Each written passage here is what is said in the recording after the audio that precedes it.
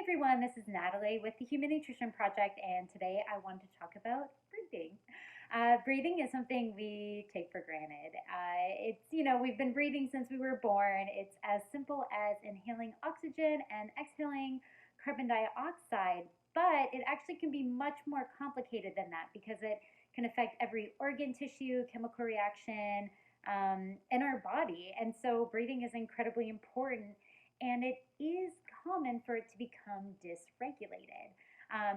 Overbreathing, hyperventilation, just like chronic stress, can cause us to overbreathe and kind of dysregulate this breathing system, which can affect our overall body health.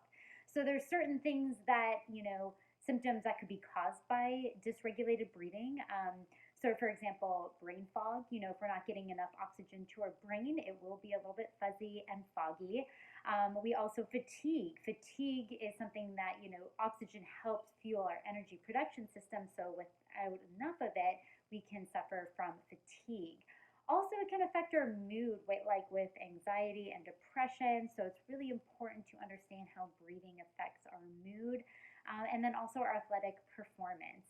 We can actually, if we start hyperventilating during a workout or during a race, we actually will have reduced performance, and then hence we will also have reduced recovery because you need oxygen to help heal your body tissues.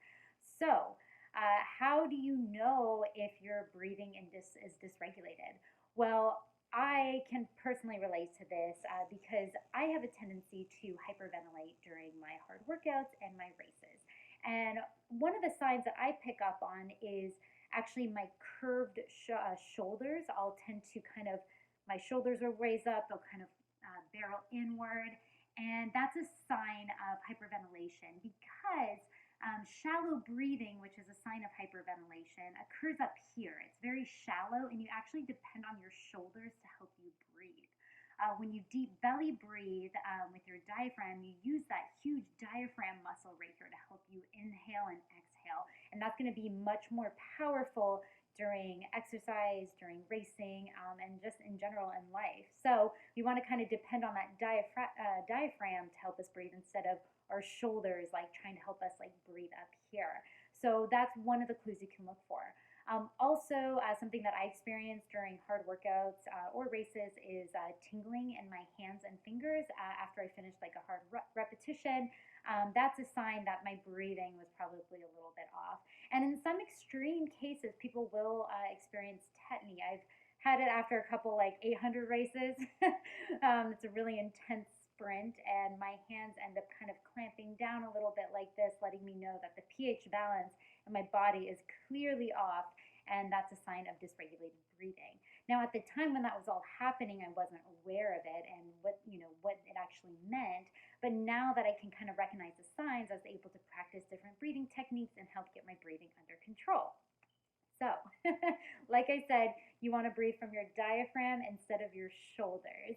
And there's a lot of different breathing techniques. I think it's a good idea to just Google them. You have like lip pursing breathing, you have the 4-7-8 breathing, you could count your breathing. You could do different things like meditation and yoga. Yoga I used a lot as a way to just spend an hour of my day just focused on my breathing, because it's hard, especially when you have busy schedules, to like cut some time out for breathing.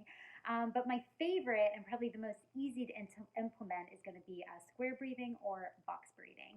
And this is so simple and so easy. You can do it anywhere. You can do it while you're waiting in line at the grocery store, while you're driving. Anytime you notice that you're breathing shallowly, you could just start doing a couple repetitions. Or you can practice even more maybe before you go to bed to just help wind your body down for the night. And all it is simply is you exhale all your air for about 4 seconds, and then you hold those empty lungs for about 4 seconds, and then you inhale slowly for 4 seconds, and then you hold that inhale for 4 seconds. So it kind of makes this box, right? You exhale, then you hold the exhale, and then you inhale, and then you hold the inhale. And so it's this nice, easy box type pattern for you to help wind down your body. And the reason why I can do that is actually it helps stimulate our vagus nerve. So our vagus nerve, it's one of our cranial nerves and has a ton of functions, but I just want to talk about how it kind of affects our heartbeat. And so slowing our heartbeat down. So obviously when we get stressed, our heart rate can go high. And so stimulating this vagus nerve can help slow our body down. It can get us out of that fight or flight or that sympathetic state and kind of get us into a more rest and digest, parasympathetic and relaxation state. So stimulating that vagus nerve is actually an incredible way to kind of biohack our body to help with our breathing rhythms and help make sure that we're having that nice exchange of oxygen and carbon dioxide in our body.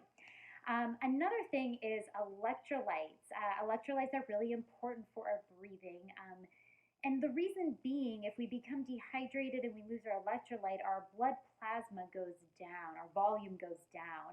And so the heart has to kind of work harder to pump, and we're not getting oxygen to our tissues as much as we would want to. And so what happens is we start kind of getting this more rapid breathing to try to, regulate that response. And so it could be as simple as making sure you're hydrated and making sure you have electrolytes. So yeah, breathing, we totally take it for granted, but it is something to kind of pay attention to, how it affects your overall health and fitness. So, just take a few minutes out of your day and just, ask yourself, where am I breathing? Am I breathing up here or am I breathing down here? How quickly am I breathing? How do I find myself holding my breath throughout the day? And what is your heart rate doing during the day, and during your workouts and during your races? So it's kind of a good idea to check in with, and here, those are some simple things you can do. Try box breathing, try square breathing, see how it kind of affects your overall body system. And it may be a little awkward at first. Just know, when I first tried to start regulating my breathing, it took me a while to get the rhythm down. I was actually super frustrated, but then it became very natural, and then I looked forward to doing my yoga or my breathing exercises, because I could tell how they changed my body. So you just got to practice it, give it a try, and I hope that helps.